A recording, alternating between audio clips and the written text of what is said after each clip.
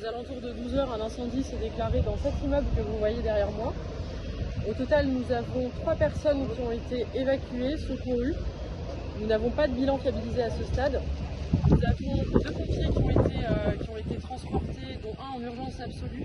On est parti sur une intervention qui est longue, qui a supposé qu'on coupe le gaz dans le quartier notamment, qui suppose aussi des moyens importants. La nécessité aussi des moyens particuliers, puisque pour prévenir tout risque de propagation, puisqu'à ce stade, la propagation n'est pas écartée, on a des drones qui vont venir explorer les bâtiments que vous voyez, les bâtiments voisins, pour essayer de voir si, par les conduits, ça peut se propager ou pas.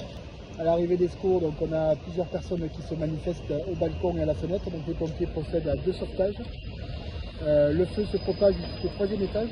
Un binôme d'attaque, donc un binôme constitué de 2 sapeurs-pompiers, monte jusqu'au 3e étage pour attaquer le feu qui s'est propagé au 3e étage. Il y a un certain nombre de détritus présents sur place qui s'effondrent derrière eux et qui leur coupent tout repli. Et une équipe d'intervention, une équipe de secours va à leur rencontre pour les sortir. Le temps qu'ils arrivent, ils n'avaient plus d'air dans les bouteilles, donc ils ont inhalé des fumées. Donc effectivement, on a un collègue sapeur-pompier qui est catégorisé en urgence absolue, qui a été évacué sur le centre hospitalier de Purpan par l'hélicoptère du SAMU 11. Et l'autre collègue qui est catégorisé pour le moment urgence relative, qui est sur le CH de Carcassonne. Voilà.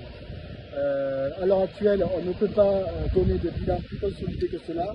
Les reconnaissances se poursuivent à tous les niveaux, depuis la cave jusqu'au 3e étage, pour effectuer une recherche potentielle d'autres victimes dans chaque pièce.